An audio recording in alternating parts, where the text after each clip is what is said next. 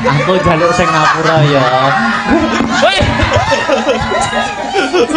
Kok malah curhat neng. Enggak punya salah. Oh iya. Cuk. Sini sungkem sini. Hei. Bapak Jan. Enggak asik. Iya kok enggak asik ya. Wes salim bapak wes sungkem wes. Lho kok ndak dicium? Lho kok Kuwale. Sing nyium tangan kuwi. Nah. Nek kangen tak wedaki to sini. Ibu. Assalamualaikum Bunda Ayah. Waalaikumsalam. Minal izin Bapak izin mohon maaf lahir dan batin. Ning bapak sih. Aduh. Minal izin wal faizin. Mohon maaf lahir dan batin. Sepira gedene lupute Bapak. Muga-muga Bapak iso mlebu swarga. Iso malah nyedakke wong tuwa. Ya ora kan doa terbaik. Ya, aku sing tuwa sing akeh lupute ya, Nok. Apane aku cah lanang ya toh, mergo wanita itu selalu benar. Ya. Aku jaluk sing ngapura ya. Kok malah curhat neng. Maaf ki bapak anak kok. Kok malah kok ngono. Sikut ngom. Bapak, apa, Nduk? Bapak kan pernah salah sama aku. Iya. Jadi Bapak harusnya minta maaf sama aku. Iya. Kan aku enggak punya salah. Oh iya. Cuk. Sini sungkem sini. Hei. Bapak Jan. Enggak asik. Iya kok enggak asik ya. Wes salim bapak wes sungkem wes. Lho kok ndak dicium? Lho kok Kuwale. Sing nyium tangan kuwi. Nah. Nah, saiki genti ibu. Nangis ora apa-apa, haru. Rupane ibu. Surga di telapak kaki. Betul. Surga di telapak kaki. Disungkemi anake kok malah ngalih lho. Kalau namanya suami istri, Sungkem. surga di telapak kaki suami. Heeh. Ibu. Lah, mbok ya sing apik ibu iki. Apik awakku remuk. Golek sego samplokane kok. Urung saliman lho. Urung saliman oleh anu wis nyerah. Salim sih. Ibu, nyuwun sewu. Heeh. Mugi-mugi panjenengan tansah aku ndak ada salah mbak ibu ngarai. Ya ampun ibu nangis ya Allah. Nangis ibu panik lho ya Allah nangis ibu nangis diusapi Gah. Lah apa itu? Aku mau nang ngene iki dadi gue. Oh ganti peran. Ora kajen. Ganti peran. Kamu nak jadi apa? Aku dadi Aku anak. sama anak. Iki bapak ibu. Iki ibu. Kowe bapak. Aku. Bapak. Aku anak sih ya. Ya. Oh iya. Oke. Kowe metumu keri panggahan. Oh iya. Betulan sih. Aku anak karo ibu. Modar wong loro. Oke. Tedok. Gentung. Bu. Piye sayang? Anakku tersayang. Please deh. Kalian itu gimana tik? Anak ora apa-apa. Ibu. Dalem anakku. Ibu. Ket biyen ora nek perubahane. Ayo. Maksudnya ini kan kita sudah mendekati bulan Ramadan. Tapi kita kan besok kan sungkeman ibu. Iya. Aku kemarin mendengar dari suara tetangga. Kenapa le? Bapak malam takbir malah karaokean bu. Mosok to le? Malam takbir pamite bapak malah Bapak nyapa? karaokean. Bapak karaoke. Orang malah takbiran, orang malah menyambut Mosok tahun toh? baru malah karaokean bu. Bapakmu Bapak sing wajahe kaya nyambek wi. Gelem karaokean. Karaokean. Ora malah ge nyangoni kowe. Ora belas bu, belas ora disangoni THR belas. Bapakmu wi. Mosok to bapakmu wi? Aduh dah. Kok bangga? Tadang. Bar iki sungkeman. ditata sing rapi ben ora ireng kabeh. Nek kangen tak wedaki to sini. Ibu, Ibu. Piye, Pak? Iki malam takbir. Yuk. Malam takbir kuwi sunah Rasule. Maksudnya takbiran. Tapi aku krungu suarane tangga. Nyapa Pak Bu. nih? Ya ampun. Urung anake dhewe. Anake nyapa to nyapa urung apa-apane kok wis anake dhewe. Nyapa Pak nih? Anake dhewe kan wingi kan pamite dina iki takbiran. Terus Tapi jarine tangga sampe ngomah bengi iki malah balapan. Bapak sapa sing ora wirang? Ndek mau ki tak VC ki takbir keliling lho Pak. Assalamualaikum. Saya menengah sik ning kono sik. Wis syukur wis. Pamite iki takbiran. Takbir keliling Ah, ki wis lho. mbok VC iki takbir. Wis tak VC. Jarine tangga sampe ngomah ki lho. Jare tangga sampe ngomah ki malah balapan karo kancane, dem-deman karo kancane. Larangan kok adalah perintah kaya bapake ngono dem-deman ngono. Wah, ora nek aku. Sapa wong tuwa sing ora wirang? Pencemaran nama baik jenenge awake dhewe malah elek ngene iki. Ya apa ora? Ya Allah Pakne wis gak pisan pindho lho ngono kuwi. Padahal sesuk bodo ran ning ngapuran saling memaafkan kok anake dhewe tetep gawe ulah. Piye ngono kuwi? Sampeyan iso ngomongi anake ora? Ya karo kowe ya, Bu. Iya, Ya karo kowe. Turun. Lho lah kae anake, lah kae lho. Ah, Anakku rene rene.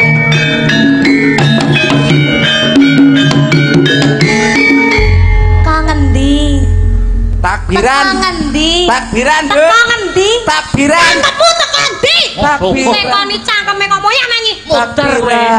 Takbir apa takbir? Takbir apa takbir? Tanding ding tanding ding tanding. Bu aja kene Bu.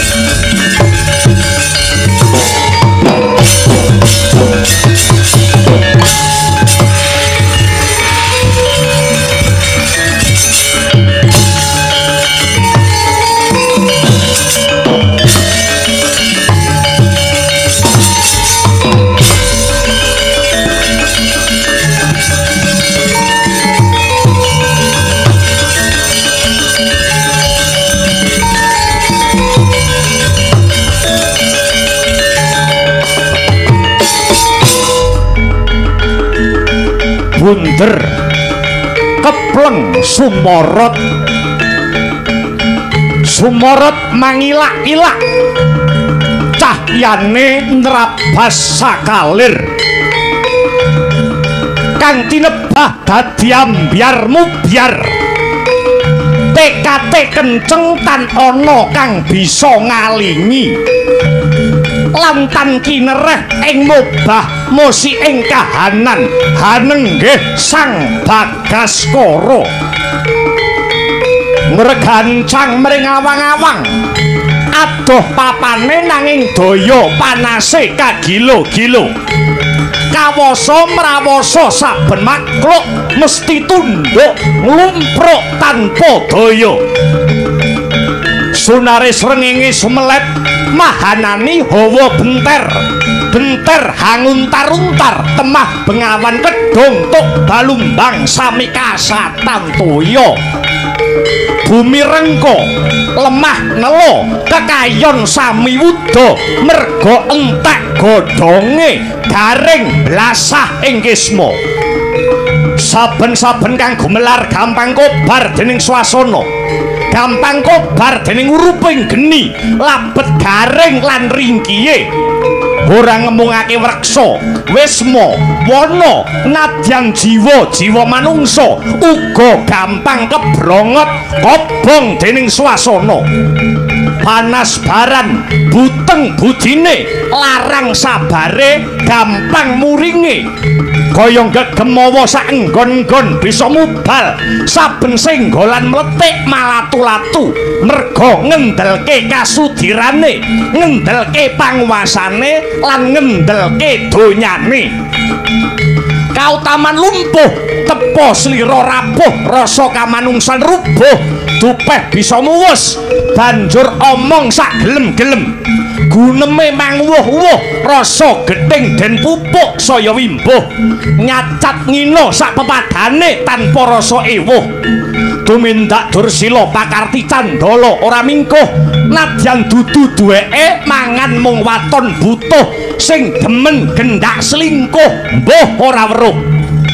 Keh wong adu-adu lan gampang didu, mula padha tangga nganti ora wanuh, sedulur dadi musuh, anak karo wong tuwa munjung pisuh. Negara kisruh akeh rerusuh, saben nggon ricuh padha bangsa srawunge lumuh.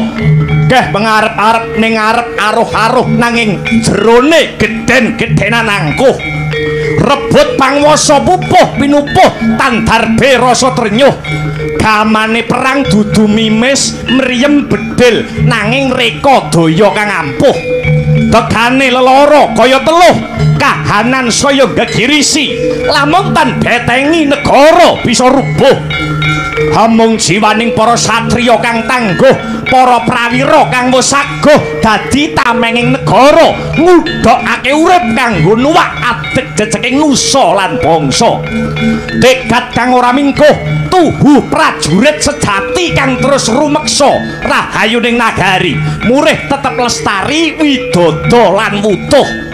Dogane para tamtama kaya mendung kang yupi, weh pengayoman lan ngayemi para kawula, kridane para taruna muda lan putra bangsa, nyanggul karyaning praja, linambaran tulus hangabdi dadya wujud, sungkem bektine mring Ibu Pertiwi.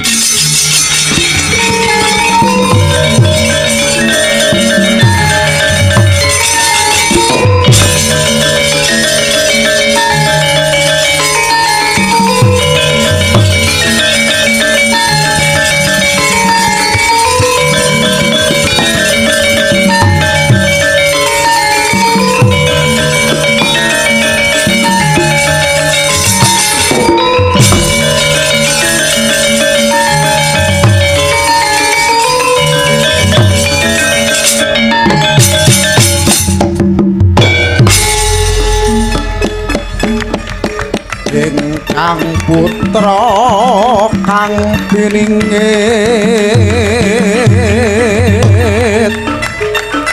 mapan ing widara kandhang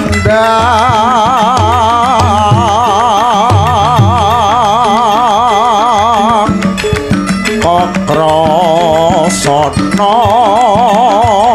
pambayune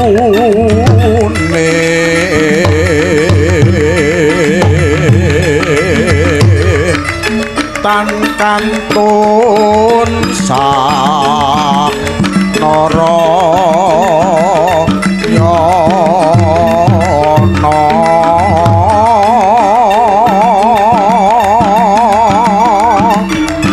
ragil dyang Bratajaya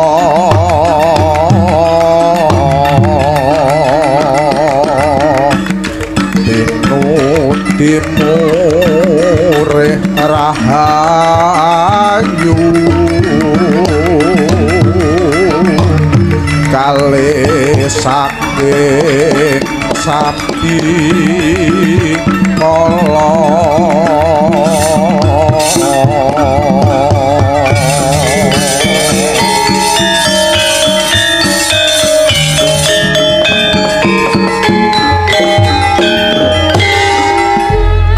Kanjeng Rama Prabu Basudewa ing ripalungguhan sakmangke badhe kula tagih janji paduka Kanjeng Rama Prabu Basudewa anggenipun Keng putra kula Kangsadewa badhe ngawontenaken tontonan hadon-hadon jago manungsa ingkang mapan ana ing alun-alun Praja Mandura. Kula sampun siaga jago kula nenggih Paman Patih Suratri Mantra. Sumangga negara Mandura kula aturi pados jago. Sapa sing kira-kira trep lan pantes nandingi kridane Paman Patih Suratri Mantra.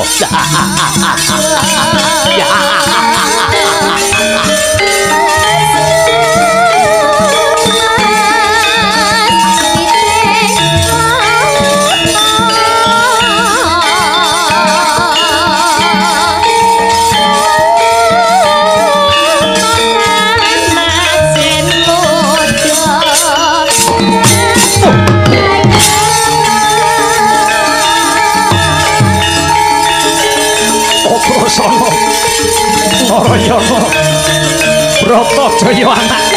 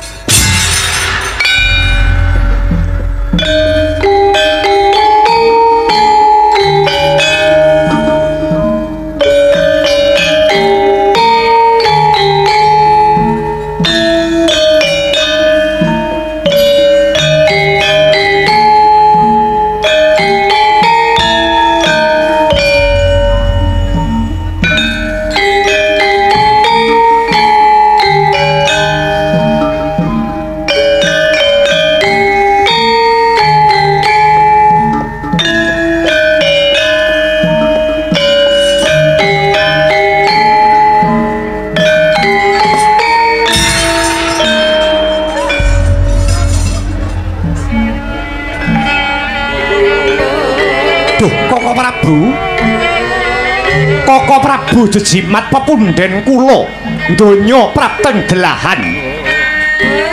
Koko Prabu Basudewa sajak nedeng kalimput ing pepedhut punapa ingkang dados daruna. Sumangga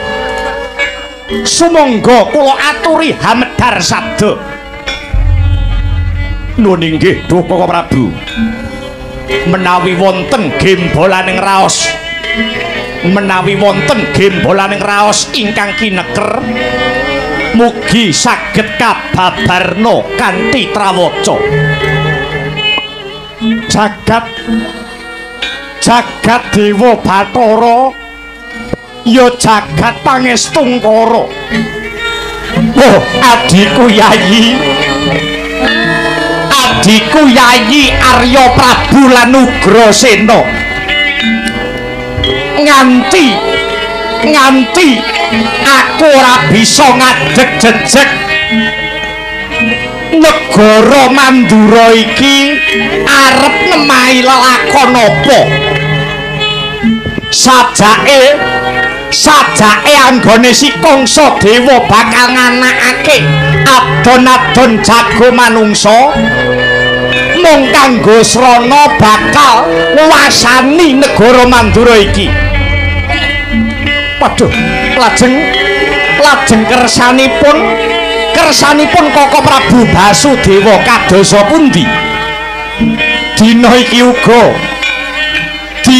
uga Arya Prabu enggal marapana Widara Kandhang tilikana putraku Kakrasana Narayana lan Sibratajaya kang sengaja ndak singetake ana kademangan Widara Kandhang. Aja nganti telung mutiara sing tak tandur ana Widara Kandhang konangan kelawan titisaning mungsuh enggal budhalo Budhalo Arya Prabu nuringgih nuwun pamit Jaka Prabu Basudewa.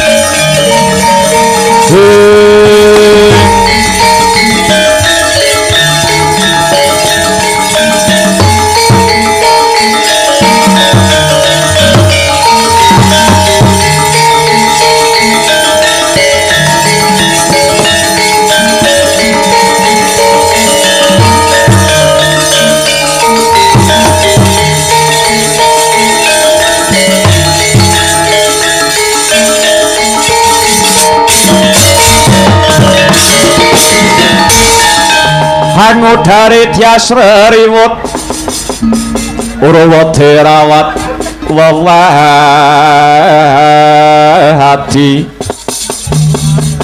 wedi lamun kauningan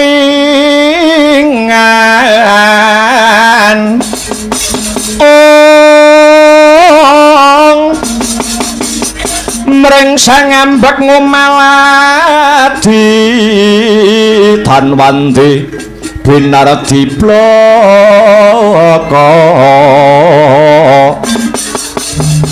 kajurnan kang hamba judi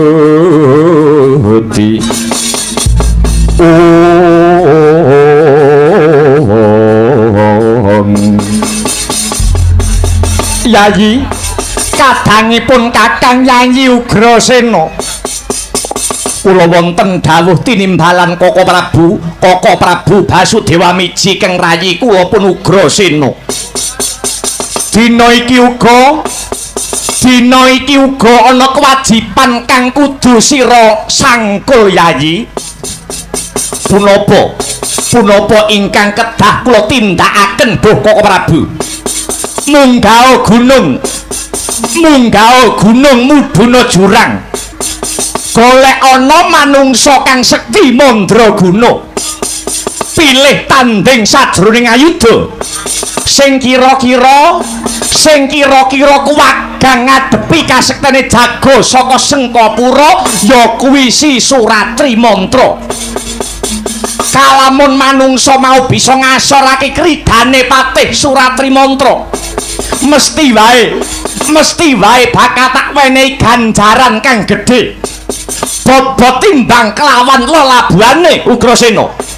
Nuringgih Trawaca dawuh pangandika paduka Jeng Koko Prabu kalilan keng rayi Ugrasena badhe nyuwun pamit saha nyuwun tambahing pangestu. Ya lelungsen ndak bebakali nganggo tekad satriya tanah Jawa. Muga-muga pedhet pepeteng ingkang nglimputi bumi Mandura enggalo bisa sumilak Ugrasena.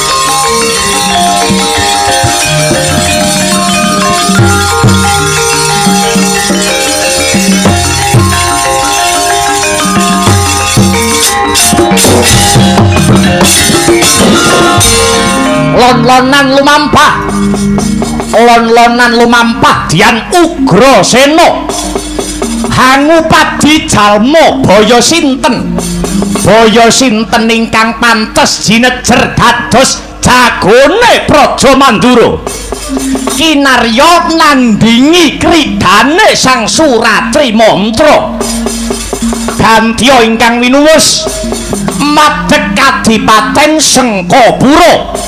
Kadipaten Sengkapura Prabu Kangsadewa ingkang kekitrang kaya kidang gemprong-gemprong kaya singa barong ngumba kaya uwa kobra solaing Prabu Kangsadewa kalamun cinandra kadya mliwis nyampar banyu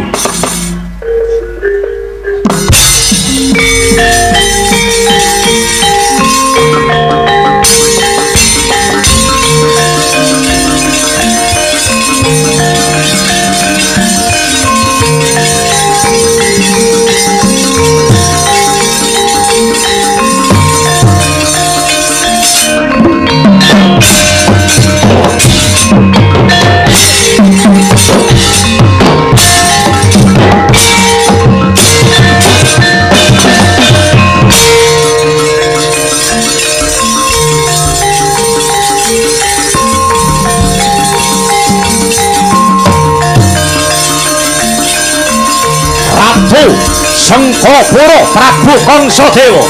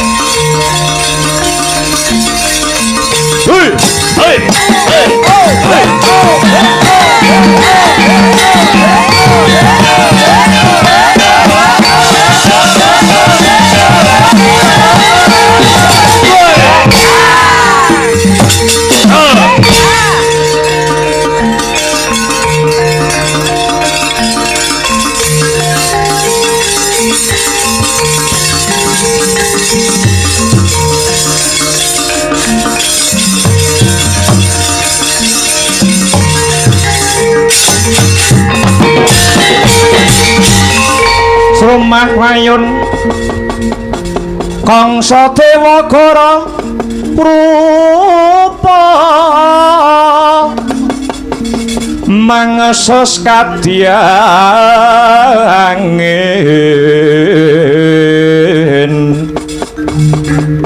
pang sempal kaprapal selo-selo kaplasa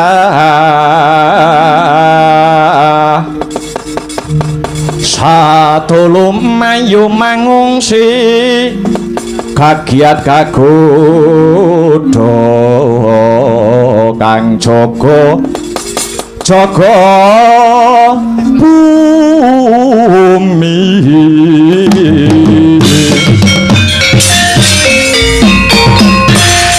reca manik sejatining alam kang tinuding jagat ya bandhaku ya donyaku Paman Patih Suratri Mantra paman Pawula wonten tinimbalan ingkang adhawuh anak angger Baswara Kangsadewa hamiji keng paman ing kepatian pun Paman Suratri Mantra abdiku sing tak tresnani Kala Prajeka wonten dawuh tinimbalan sang adipati lan kowe sing lungguh ana mburi abdiku sing uga tak tresnani Kala Pragalba ladalah wonten dawuh tinimbalan kanjenge Adipati Baswara Kangsa Ratu ing negari Sengkapura apa to marmane apa to darunane Paman Suratri Mantra Kala Praceka lan Kala Bragalba adoh ndak awe cerak-cerak saya ndak raketake krana ana babakan kang bakal ndak babar magepokan kelawan reka daya lan sandi upaya kang rinakit dening Baswara Kangsa Ratu Kadipaten Sengkapura anggonku bakal jongkeng kelungguhan Ratu Mandura sing diasta kelawan Kanjeng Rama Prabu Basudewa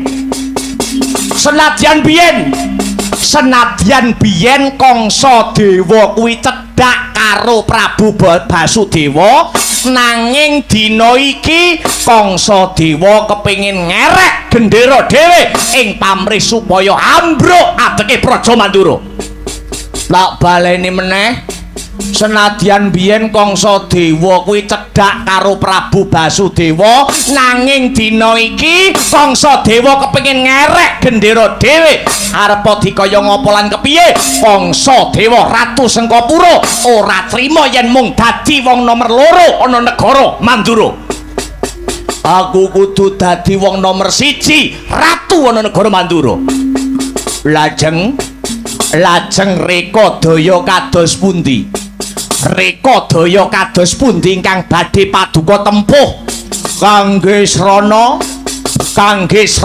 njongkeng kawibawanipun Kang Rama Prabu Basudewa angger Paman Suratri Mantra kados pundi nggih kanthi cara Kangsadewa bakal ngadani Kangsadewa bakal nganakake tontonan sing jagat durung nate mulat donya urung tawana wujute adon-adon jago manungsa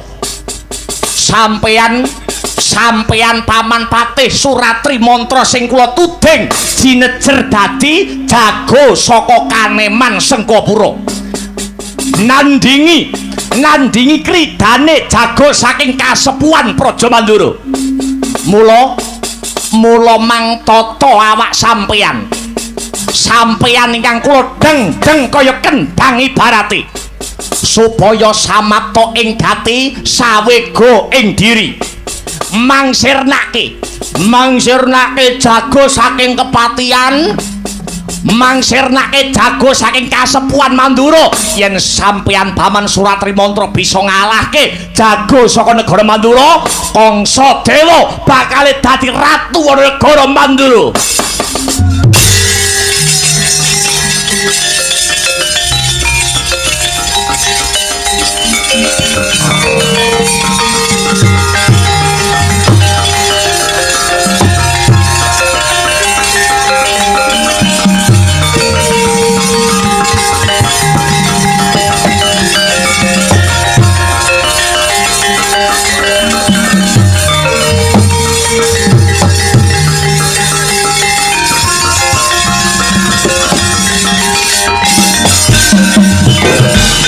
Sikrabala kang pumingal perang sampo samya medal lilir katit wileting kodhok lilir katit wileting kodhok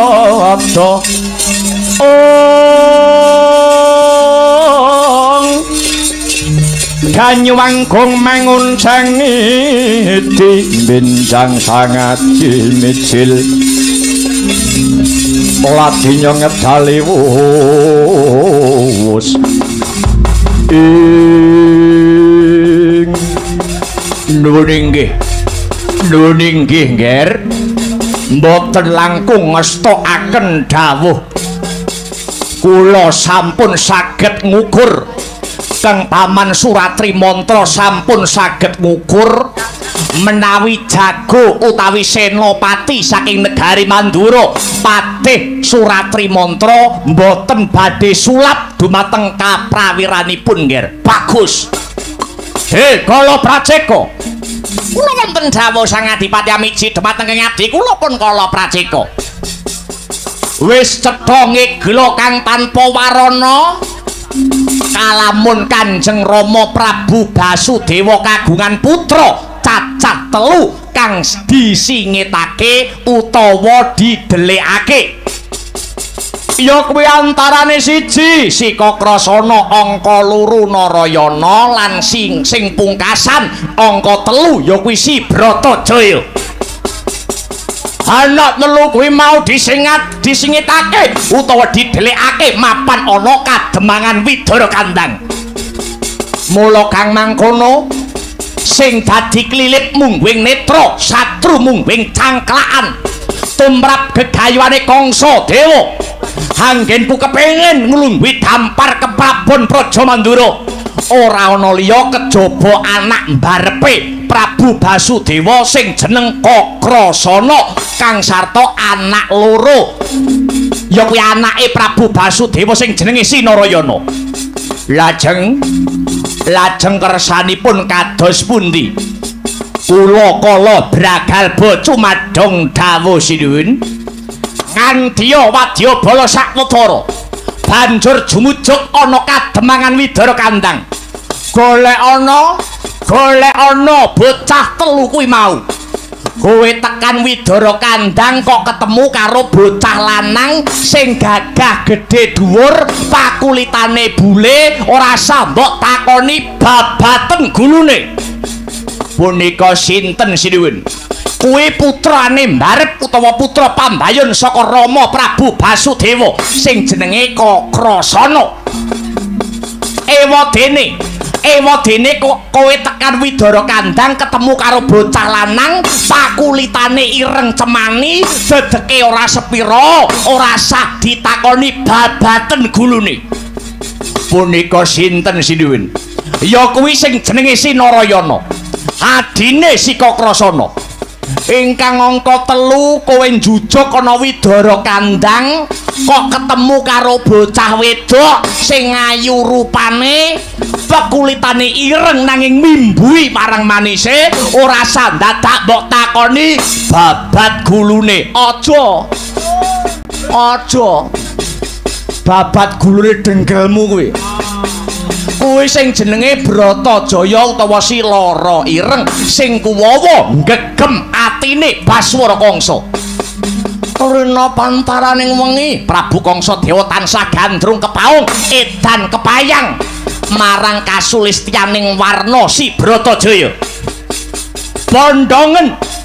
pondongen si Bratajaya mapan ana Sengkapura Bratajaya bakal tak palakrama Bratajaya bakal tak rabi dadi garwa prameswarine Prabu Baswara Kangsa ing Sengkapura.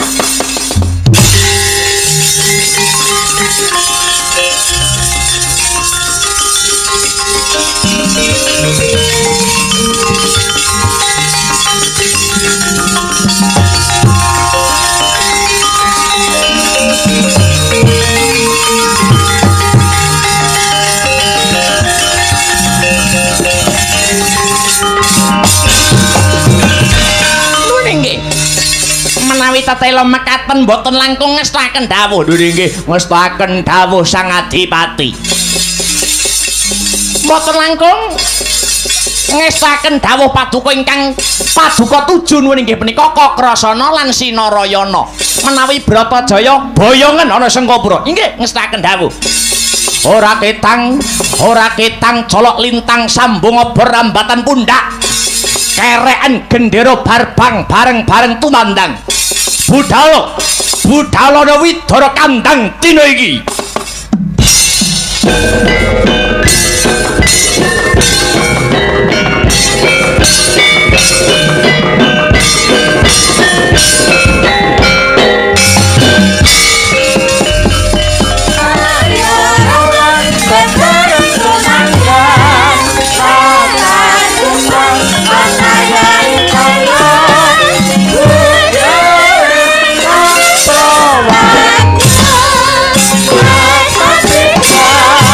Oh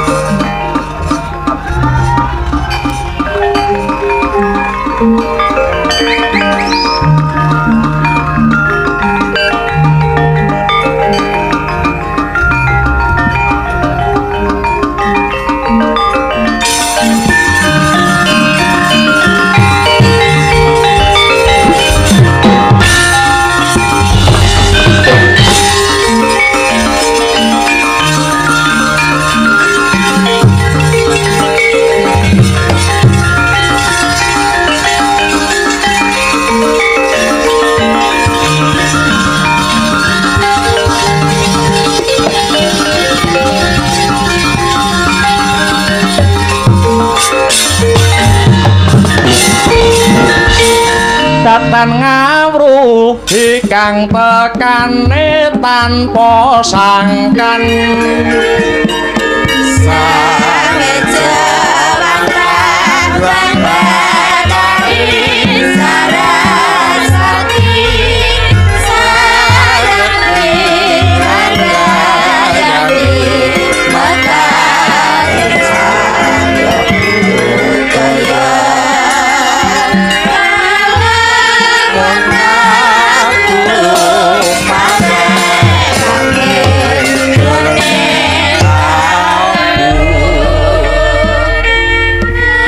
sesanti asung panggonto brataning kautaman rantak-rantak sumeblak soroting Sang Hyang Pratonggopati ing brang wetan anelai ginapit gunung temah tumlawung sorot lembayung semburat banglir socaning uga rapuh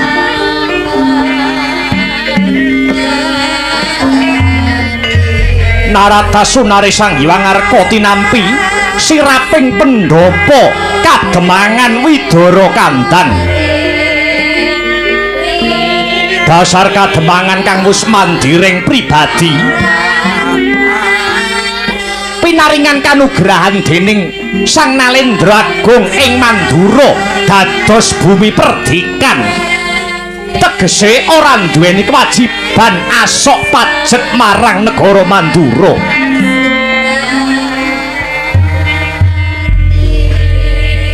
Rinten dalu ingkang kababar amung ayem tentrem jenjem permanem anane hayu lan rahayu guyub rukun samat sinamadan daya dinayan sedaya para kawula gesang kanthi ngunjukake gedene rasa syukur marang purbaning Hyang Agung. Apa to darunane kang mangkono awit pintere Ki Demang Sagopa anggenya nggulawentah dumateng para kawula ing Widara Kandhang. Senadyan namung sak derajate Demang nanging wis kawentar wicaksana wasis waskita ing esti mumpuni ing agalalus. Mangkono kang garwa Nyi Demang Sagopi Gya daya-daya anggenya hanya keti.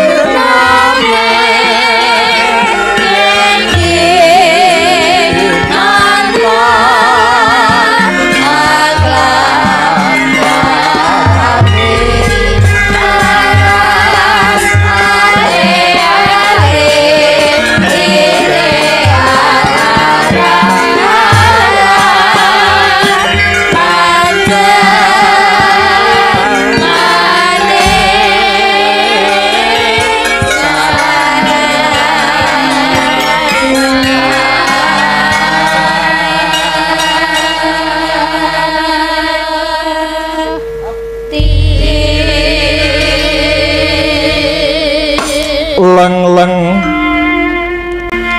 ora miyaning kang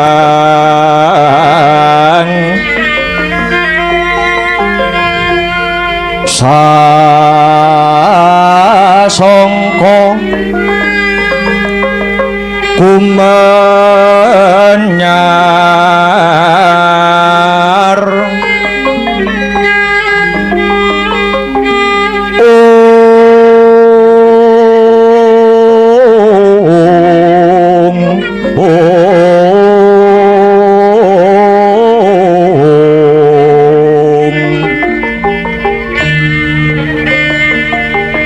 mangrengga ruming puri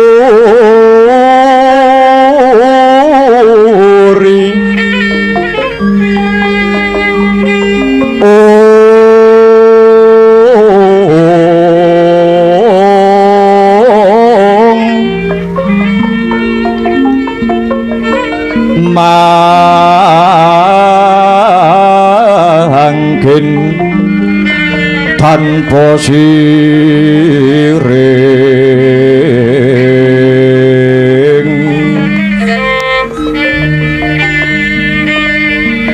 halap nikang omah mas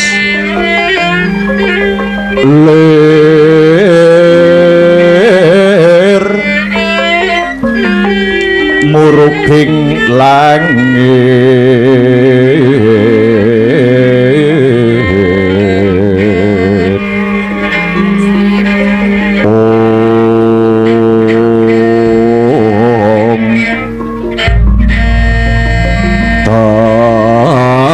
takyan sarwa manik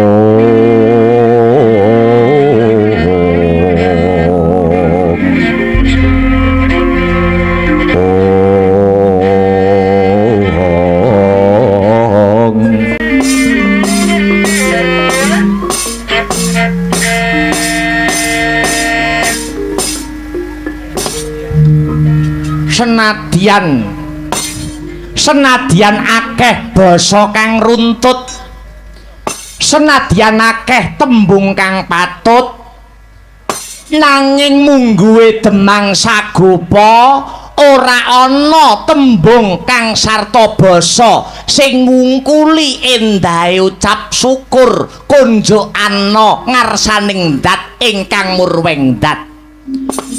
Apa to darunane kang mangkono?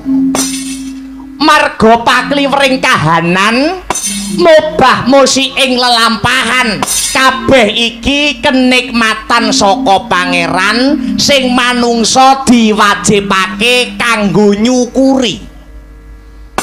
Kejaba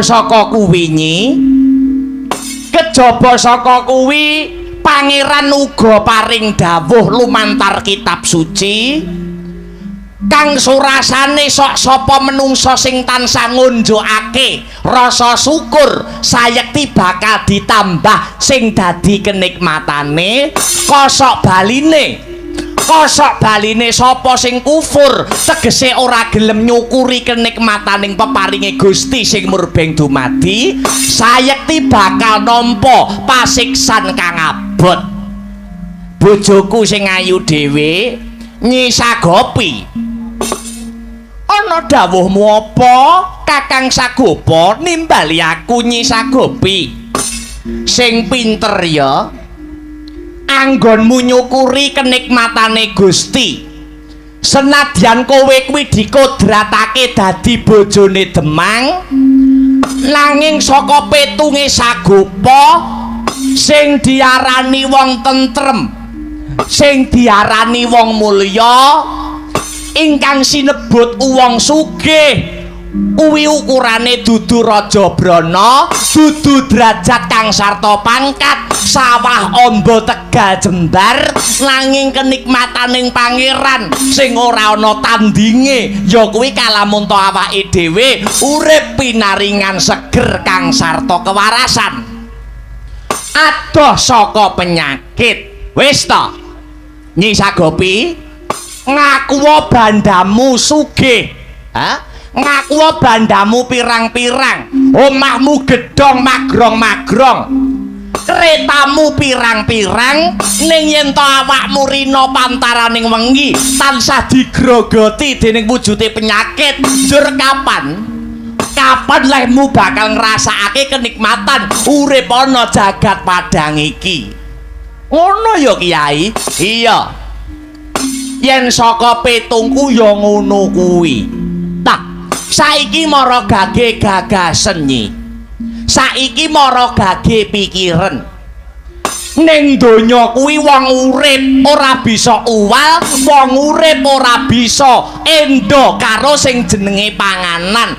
Merga panganan kuwi kanggo sarana nyambung marang uripe manungsa. Saiki jajal sak nikmat-nikmate panganan, apa ana panganan sing ngungkuli nikmate sate kambing? Nak ora ana to? Nah, saiki mara gage gagasen Nyi. Wong sugih karo wong miskin pengen mangan sate kambing kuwi ya padha. Wong sugih tegese sugih nepsune nagih. Merga yen apa-apa dipangan dasare duwe duit, racake awak iki tansah ditimbrung karo wujude penyakit. Mula wong sugih yen mangan iki akeh nyirike, ngono. Adile Gusti iki ana kono kuwi. Wong sugih pengen mangan sate kambing, janjane ya duwe duit, iso tuku yen perlu dituku sak bakule. ning kocapok wong sugih mau ora wani mangan sate kambing sabab apa? Sabab duwe penyakit darah tinggi. Lha iki adile Gusti sing gawe urip ana kene. Padha karo wong melarat, padha karo wong melarat, Kang Jan, Kang Rin, Kang Min kae. Pengen mangan sate kambing, janjane ya ora duwe penyakit apa-apa, ning ora wani tuku sebab nah, kuwi lho do ngaku cahe ngono. Wonge ya teko. Nah, ngono kuwi. Mang mula. Kowe sing mula leh pinter leh nikmati utawa nyukuri kenikmatan peparing saka Gusti ingkang murbeng dumadi. Malah yen kowe bojoku sing tak tresnani nyisagopi, yen kowe gelem glejah, yen kowe rina pantaraning wengi gelem nalar.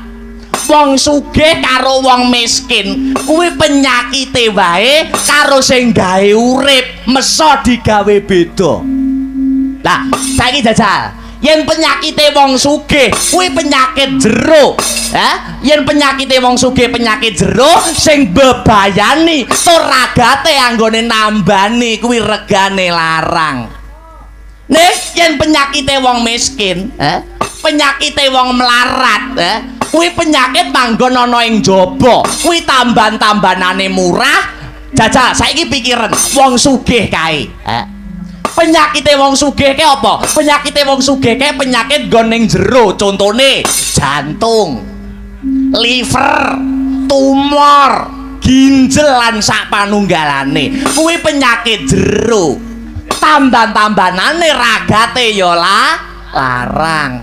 Beda karo penyakite wong melarat kae. Penyakite mung penyakit jaba, tur ta penyakite enteng-entengan wae. Contone apa nyi? Panu, adas, gudik, koreng, lan sak piturute. Kuwi tamban-tambanane murah, tamban-tambanane mayar, dikukur ngono tok wis marem. Ora mung penyakitnya iki kena kanggo kesimpulan apa wae titenono patone nggone kok ning jero kuwi regane mesti luwih larang, nek yen manggon ning jaba kuwi regane mesti murah. Contone apa ki? Contone sing kene enek sinden kae ngangge jarik. Jarik kan gene ning jaba. Regane jarik ki pira to? Regane jarik ki tak gawe pol ngetepol 300 munggahe 400. Jajal aku tak takon, jerone jarik apa entuk dituku 300?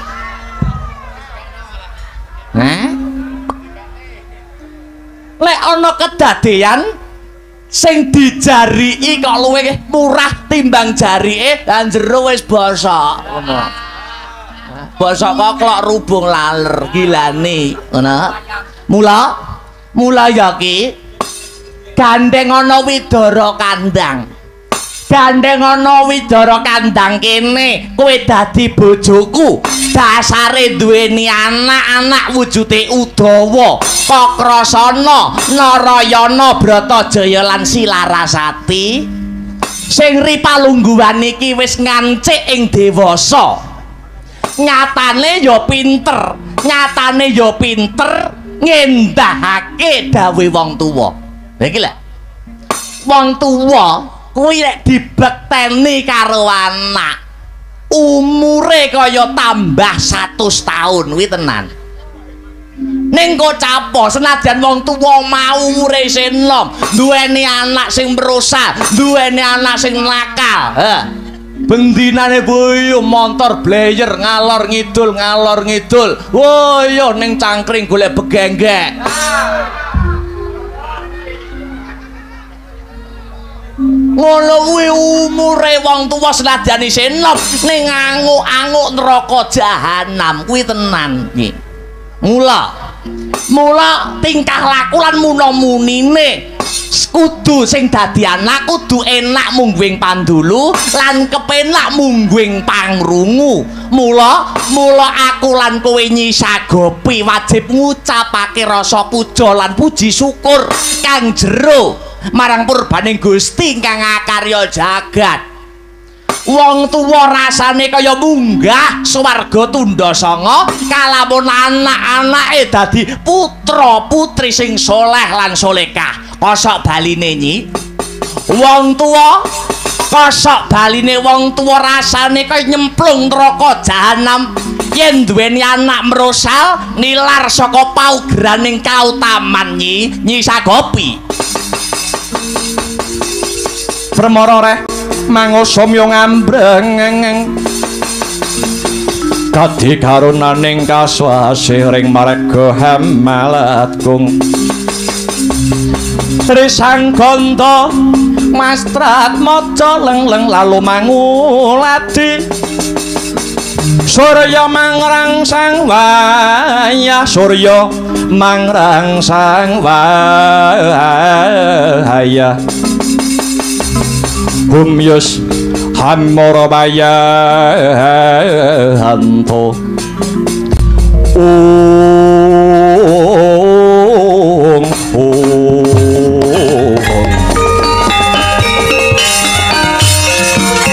Permara rek mangusumya ngambreng dadi karunaning kasuwase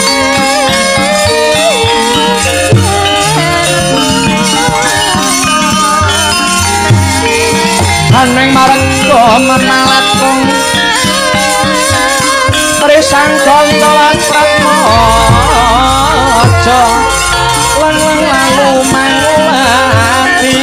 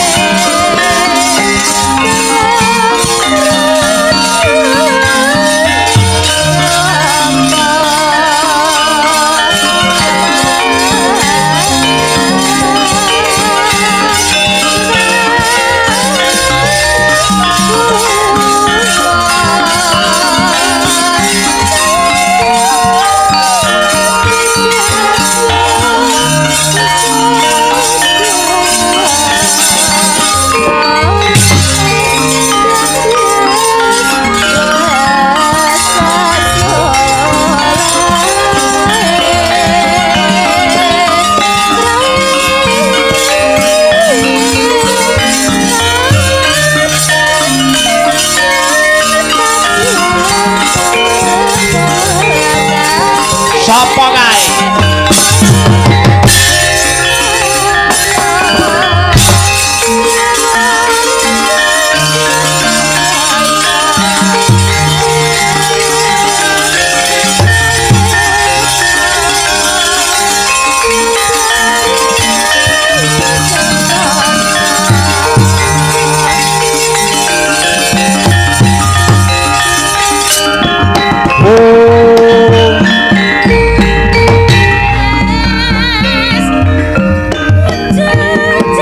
lagi cawawan sabda ora kang sumewa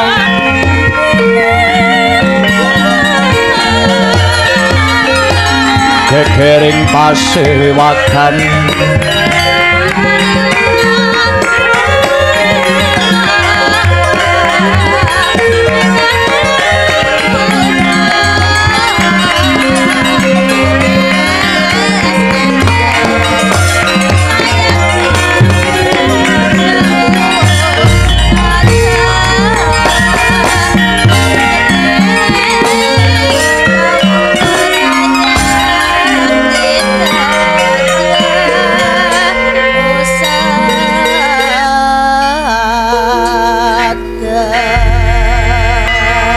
Anjarah kang puspita harum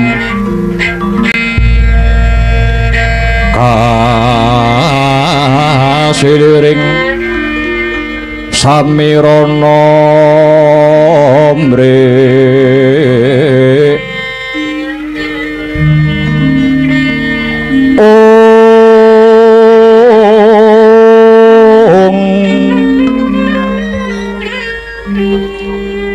sekar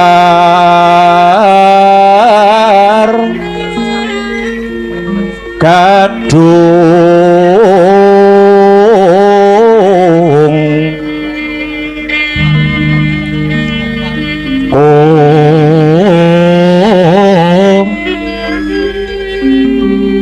ngas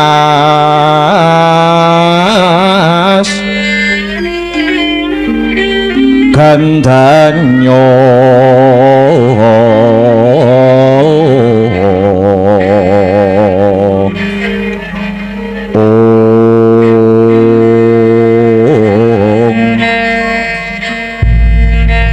maweh raras ren maning driya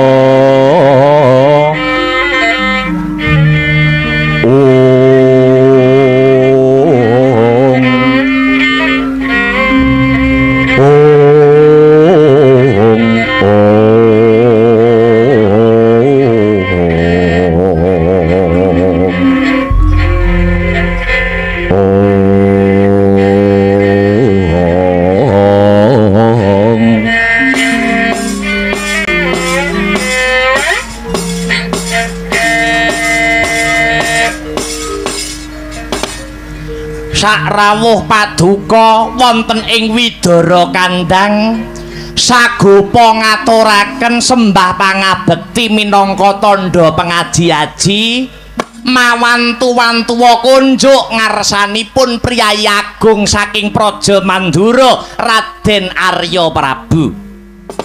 Jagat Dewa Bathara ya jagat Pramudita ya Ki Demang Sagopa wis ndak tampa gawe bombonging rasa ora liwat pangestuku mara gage tampanana Ki Demang Sagopa. Inggih Gorawalan anggen kula pundi paring pangestu paduka kula tampi tangan kula kalih mugi andadosaken jimating gesang kula bingah raos sing manah prasasat kajugrukan Wukir Sari kablabaran Samudra Madu ing atasipun Widara Kandhang ingkang namung mekaten kawontenanipun parandene kerawuhan priyayi agung saking Mandura nuwun inggih sinuwun Raden Arya Prabu kula ngaturaken panuwun nggih sinuwun lajeng mbok menawi wonten perkawis ingkang wigati bebasan nyidam rujak ing Cempaluk cumengklungen daya-daya Sagopa kepingin weruh jati ning gati ngene ya Ki keroyo-royo nganti aku tekan Widara Kandhang kene iki merga mituhu dawuh pangandikane Kaka Prabu ing Mandura ya kuwi Kaka Prabu Basudewa. Aku Raden Arya Prabu kinenak-yenake kepriye kabar kepriye pawartane kepriye kabare para putra-putra Mandura becik Kakrasana becik Narayana kang sarta Si Bratajaya kang wis sawetara wanci wiwit kuncung nganti gelung wiwit bayi abang kang isih brangkang nganti sak mengko dadi satriya Crapang ingkang kondhang kang wiwit cilik digula wentah dening Ki Demang Sagopa lan Nyi Demang Sagopi ana Widara Kandhang kene kepiye kabar kang sarta pawartane putra Mandura katelune kuwi Ki Demang Sagopa. Inggih kula tak matur menawi anak kula Kakrasana menika nyat leres-leres sanget gawe marem atine tiyang sepuh nadyan Kakrasana punika kula ingkang gula wentah wonten ing Widara Kandhang mriki ning gandeng menika sejatine Kakrasana tedhak turune Nalendra Agung mila hambeke mila watake satriya lan kanalendran punika tetep nyarira wonten angganipun Kakrasana. Lah ning duwe watak elek Kakrasana menika duweni watak cugetan, manggan mara tangan, angger enek wong sing ora jujur, ana wong sing ora prasaja, tan wurunga tiyang kala wau langsung dijotos kalian Kakrasana. Niku saestu. Wong ngono, nggih. Hambeke Kakrasana nganti kaya ngono. Inggih kaluhuran kados mekaten. Lah yen sing angka loro si Narayana, lah nek Narayana niku lare sing boten nate saba griya. Angger kumpul karo Udawa niku kaya tumbu oleh tutup. Rena wengi mesti ngluyur, angger ana brahmana sing pinter mesti disuwitani, ana pandhita sing wegik mesti diguroni. Janjanipun sejatine Narayana niku ngelak ing kawruh, ngelak ing ilmu. Niku wateke Narayana kados mekaten. Lah yen si putri utawa si Bratajaya utawa Lara Ireng kabar pawartane kepiye ki Demang Sagopa. Lah nek si Bratajaya menika dasare nggih wong wadon, dasare nggih tiyang setri. Rinten pantaraning dalu tansah wonten ing griya.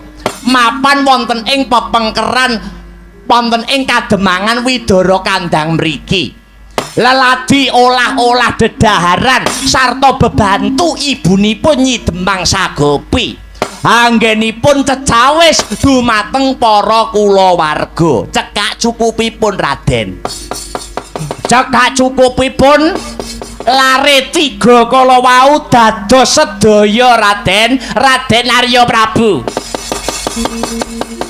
Leng-lenging driya mangu mangun gong kanduan rimang lirlena tanpa kanin, lirlena tanpa kanin lirlena tanpa kanin yen tantu lusa yen tantu lusa mengko sang Hyang Upama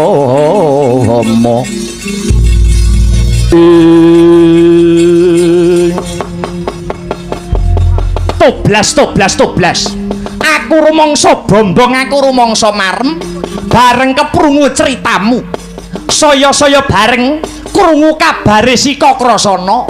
Mula kang mangkono ki Pruhanira besok sak surute Koko Prabu ing Mandura, Koko Prabu Basudewa ingkang bakal sinengkakake aluhur dadi pengayom ana Praja Mandura, ora ana liya kejaba si Kakrasana.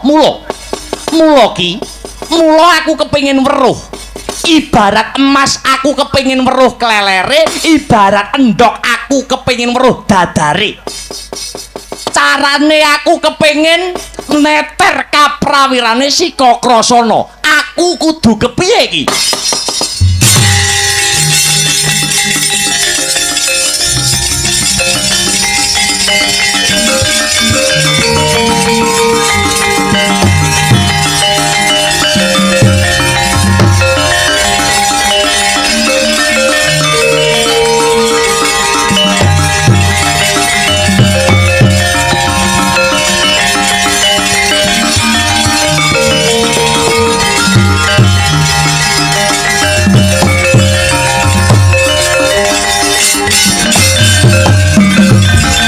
Agyatare sang apirang urinangkul ginempit kempit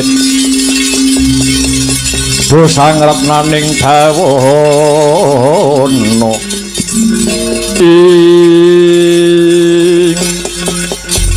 nuwun sewu, menapa mboten lepat anggenipun kula mirengaken mbok menawi paduka badhe ndadar dhateng kasantosaning anak kula pun Kakrasana. Ki Demang Sagopa ibarat gunung bakal tak unggahi, segara bakal ndak jajaki. Ya kanthi cara mangkono aku bisa ngukur marang kasantosaning lair kang sarta batin si Kakrasana. Merga calone bakal didadekake ratu ana negara Mandura. Yen mekaten Sagopa namung badhe tut uri. Watonipun nyuwun sewu, paduka saged gawe geger, paduka saged gawe gendra mapan wonten ing Widara Kandang mriki.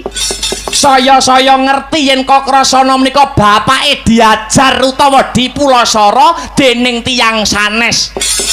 Bonto niki mengke Kakrasana mboten usah jenengan tantang. Tartamtu kemawon Kakrasana niki mengke bakal ngamuk punggung Suratamtaha.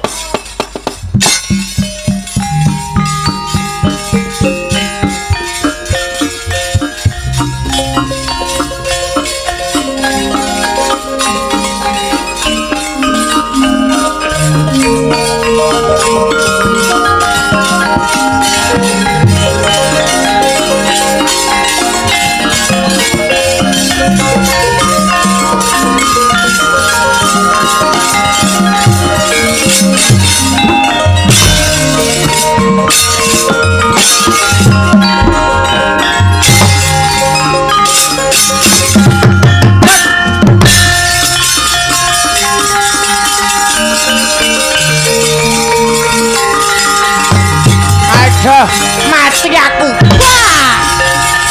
Wah! Wah! Wah! Wah! Wah! Wah!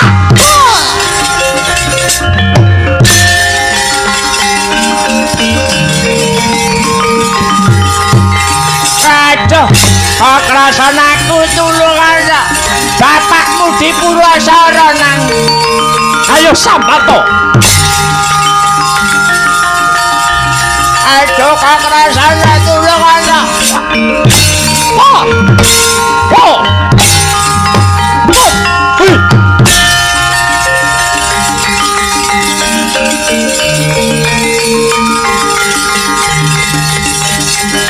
Ada yang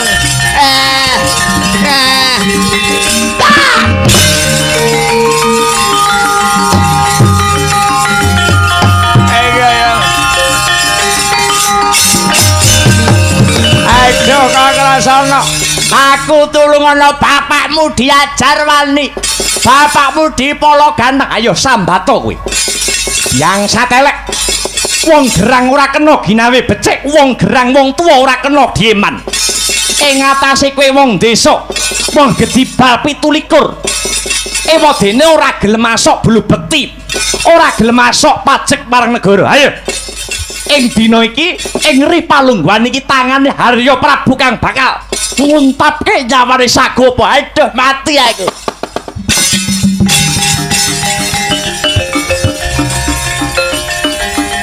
aduh akrasana tulungan bapak bule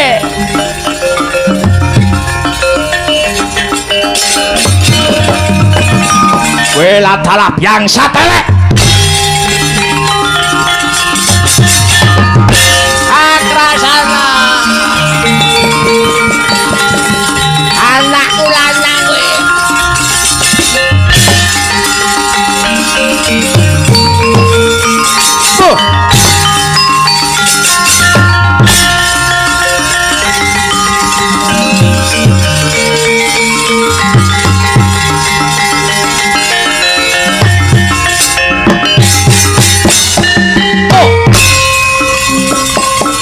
lamun sira hanggeng guru kakti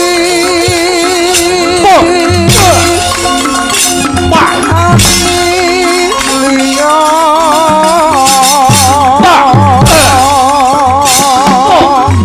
manungsa kang nyata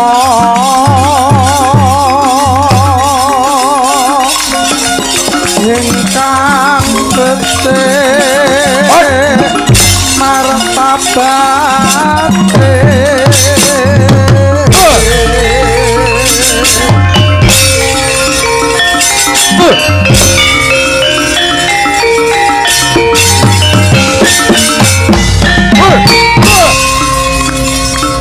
sarentok kang ruhe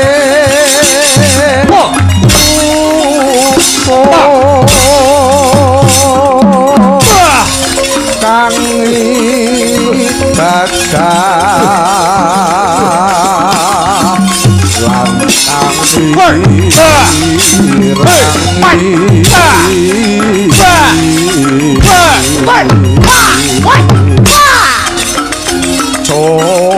syukur oleh wong tapa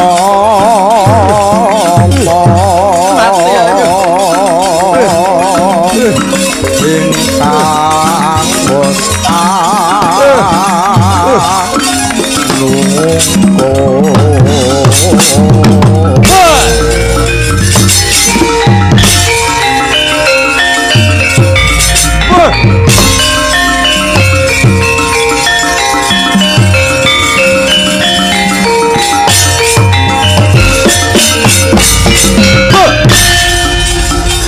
tan mikir papeh ing liyan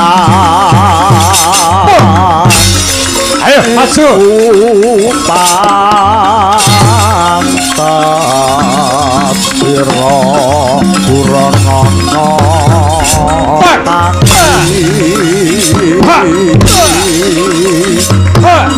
saratane samru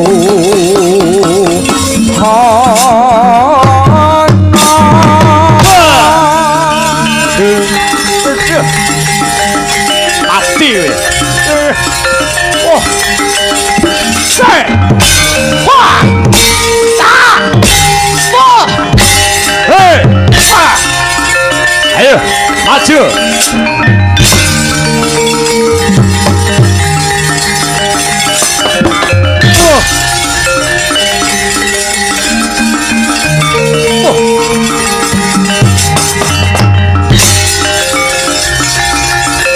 wis kakrasana wis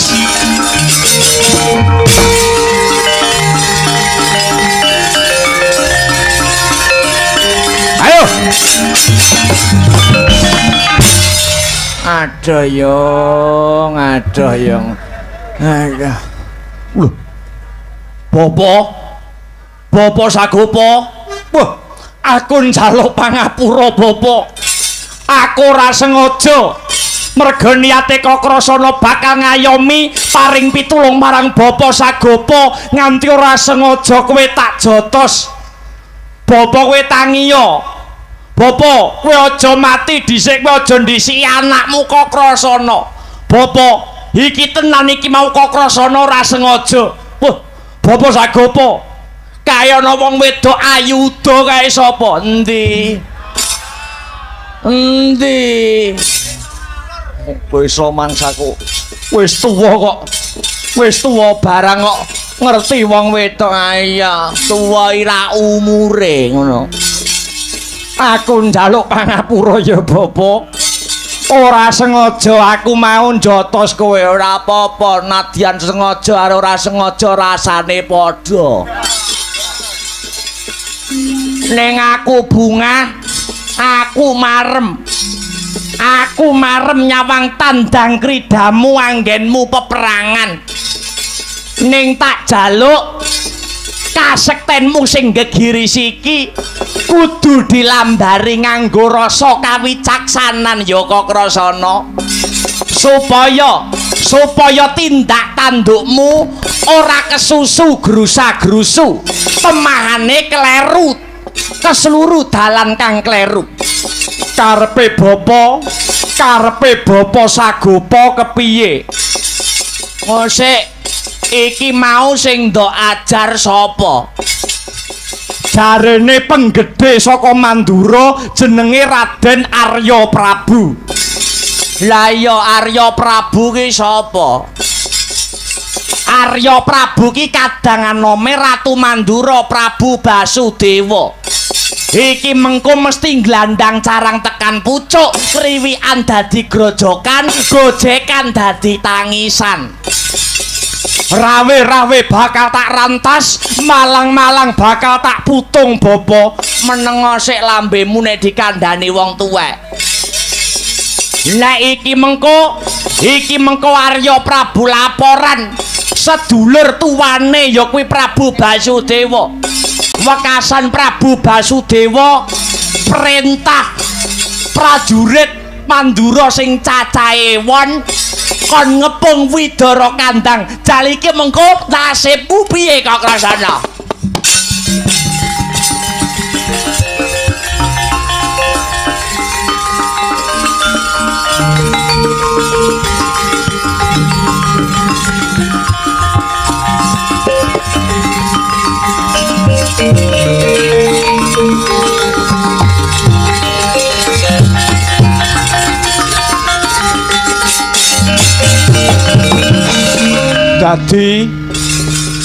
Dadi iki mengko cekak cukupe aku bakal dikeroyok wong-wong Mandura. Kowe wis genah kowe.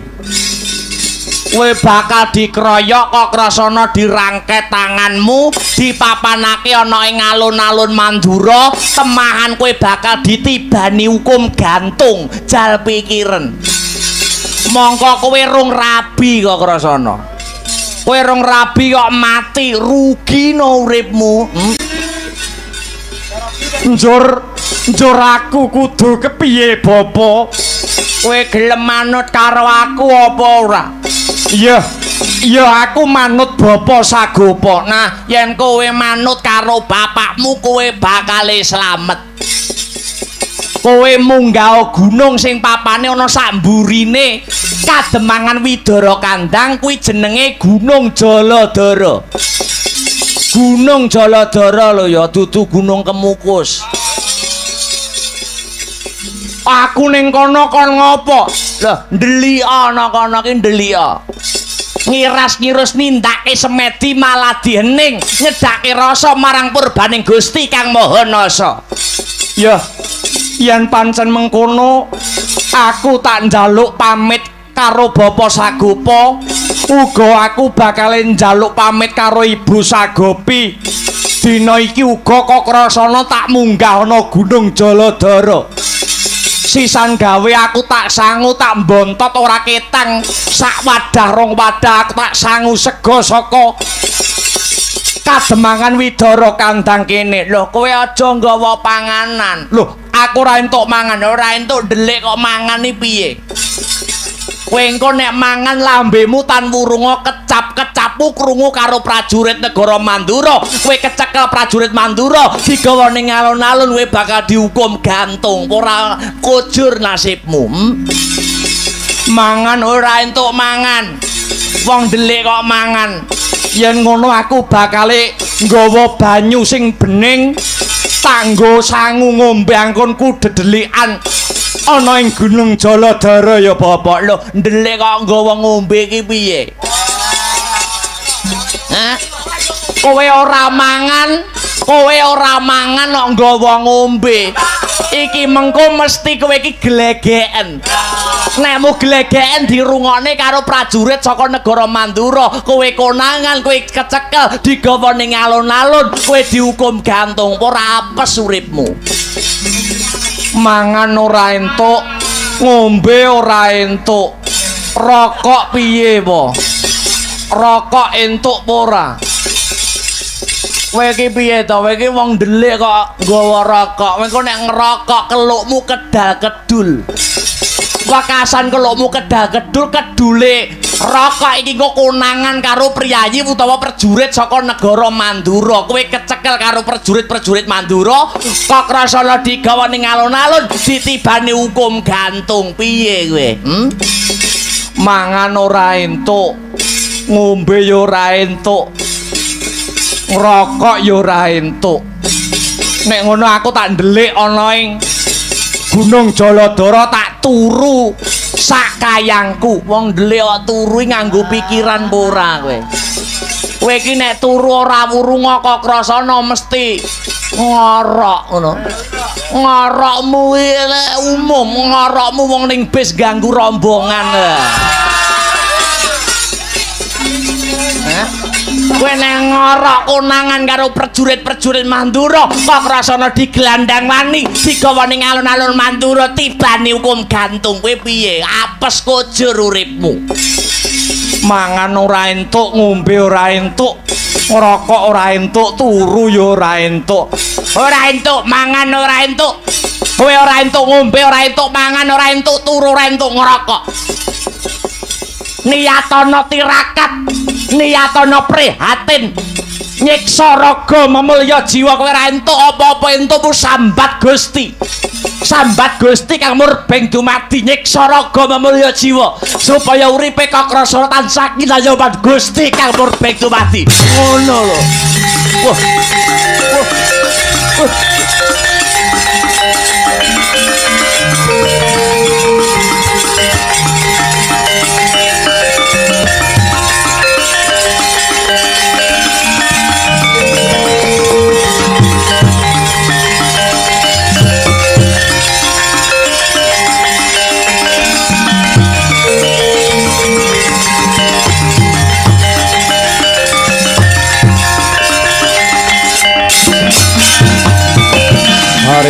satriya linuwih kang marbi mring kaupaman tan pegat mring pangestine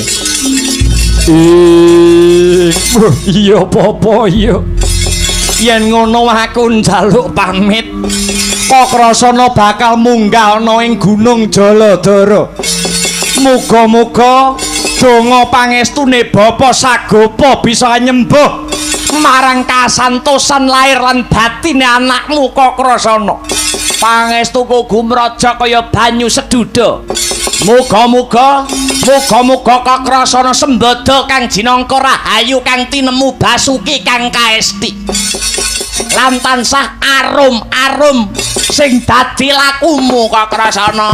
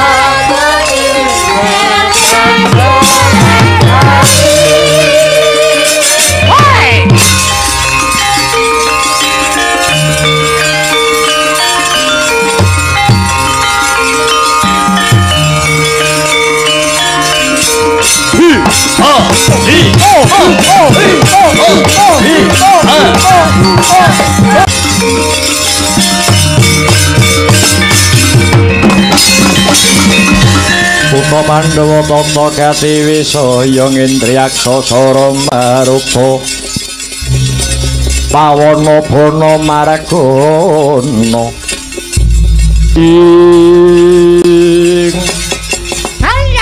ayah apa bener kowe sing jenenge Demang Sagopa inggih lakar kasinggihan ngaturaken kasugengan sarawuhipun wonten ing Kademangan Widara Kandhang mriki. Yo, diwanuhake.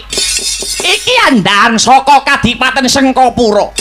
Kekesete Ratu Gustiku Dipati Baswara Kangsa jenengku Kala Praceka. Jenengku Kala Pragalba. Janur Gunung Kadingaren kok rawuh wonten ing sudung kula mriki. Sumurupa ki aku tekan kene mung bakal goleki pawongan telu cacahe ya kuwi si Kakrasana, Narayana apa dene si Bratajaya. Kakrasana lan Narayana bakal tak rangket tangane tak srimpung sikile tak pocok janggane. Bratajaya bakal tak boyong. Dene si Bratajaya bakal tak boyong mapan ana Sengkapura. Awit bakal pinalakrama lan Ratu Gustiku Dipati Baswara Kangsa.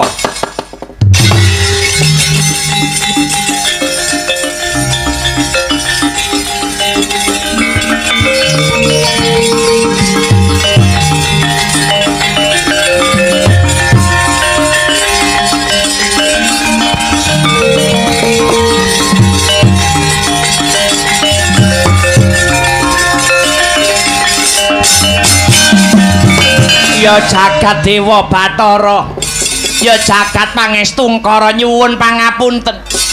Kula mboten mangertos papan dunungipun tiyang tiga kala wau.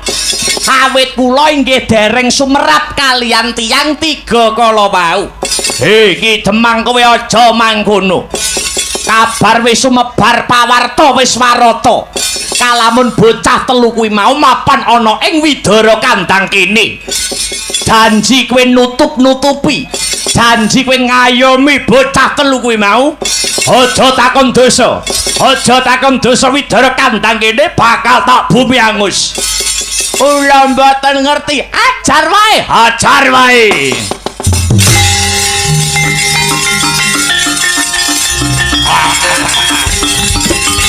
Hey!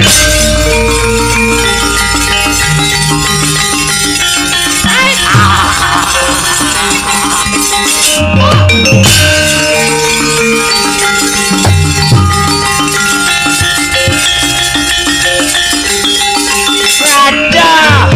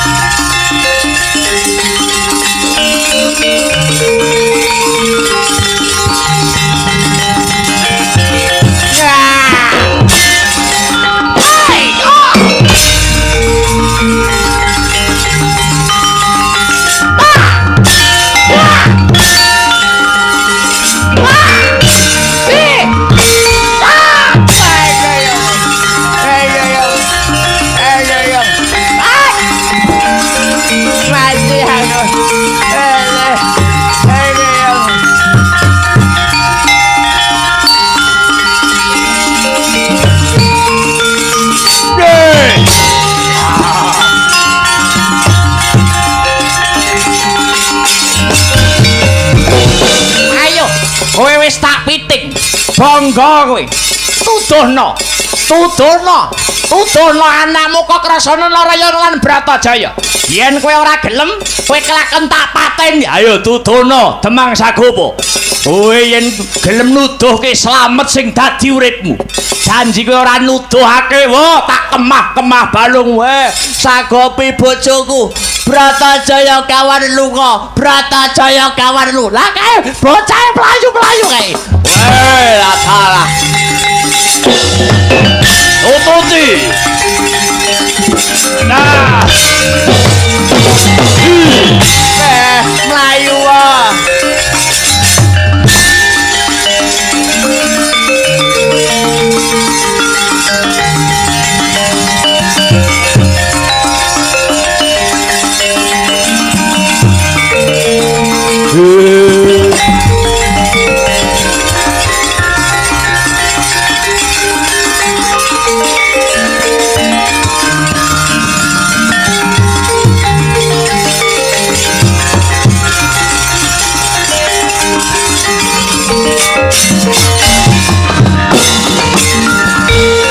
Ayo Bratajaya, sing cepet oleh mlayu, sing rikat anggonmu mlayu dioyak-oyak. Widara kandang kahanane banget bebayani. Bebasan ki nepung makul binaya mangat. Buta-buta andane kangsa dewa wis tumuju tekan ning widara kandang. Ayo mlayu Bratajaya.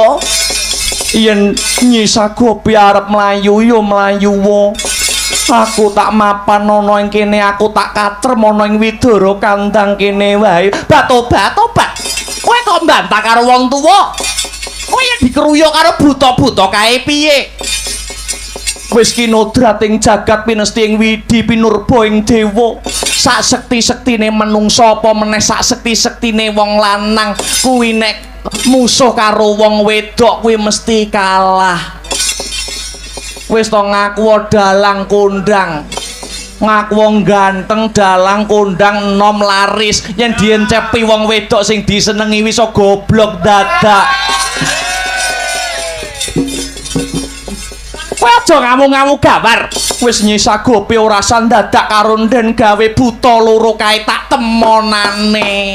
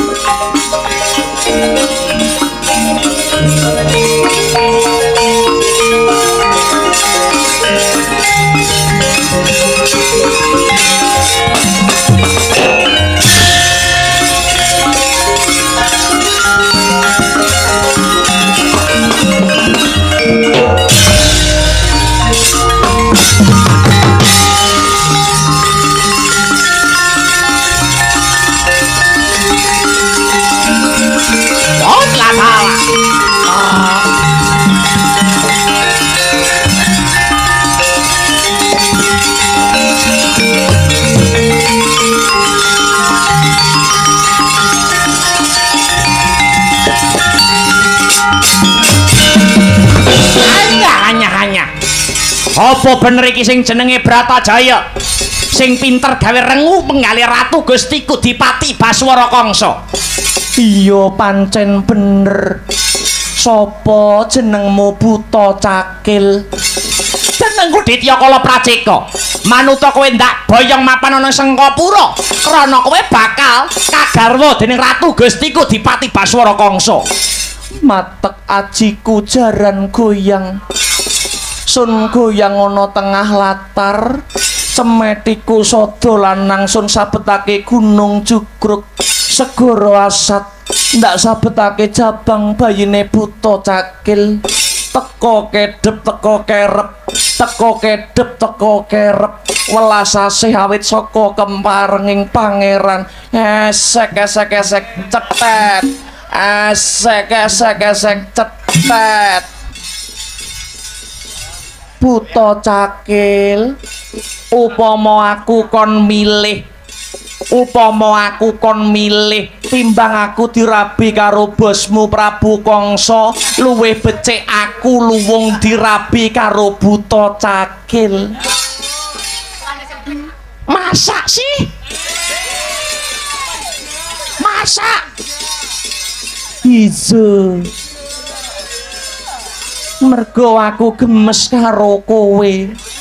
Lambemu iso ting cringih kaya penyaronku. Kowe gelem apa ora omah-omah karo aku? Aku gelem dadi bojomu. Aku pengen besok yen rabi karo kowe ditabuhi karo kodhok ngorek.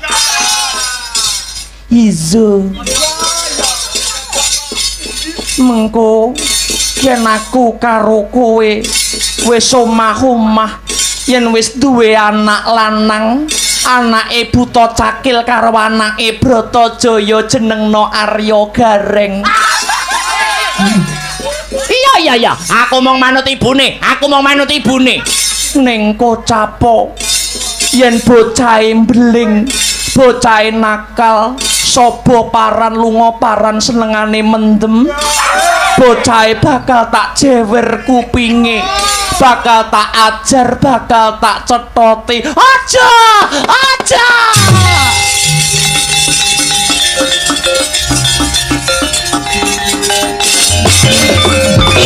Alah Gareng, aja nakal yo nang. Kowe nggo dicethoti karo ibumu leren ana nggonmu mendem. Gareng, wis yo nang aja nakal yo, Gareng.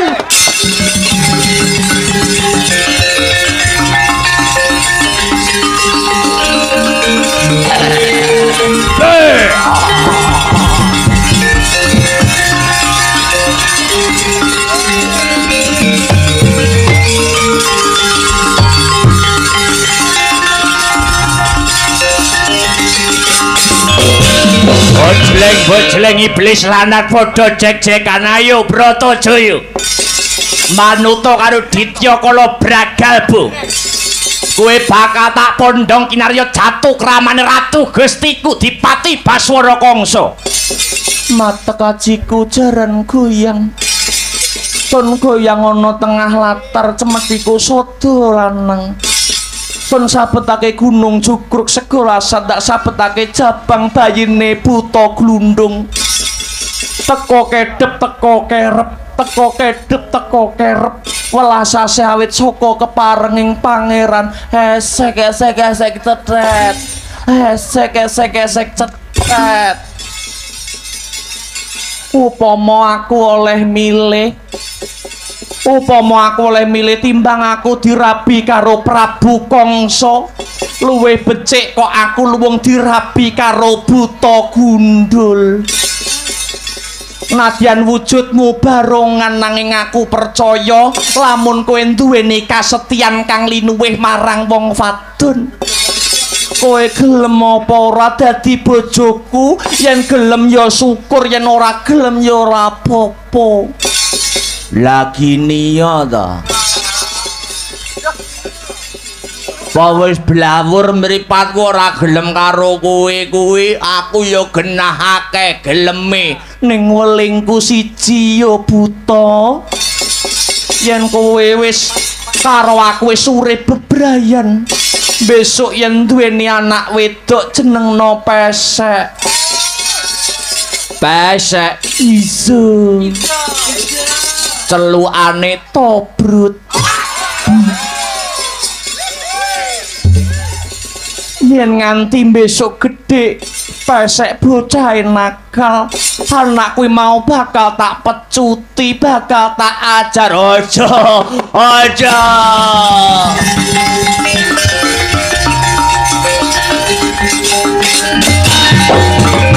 Walah sek kowe aja ngrepotne wong gerang, Brut.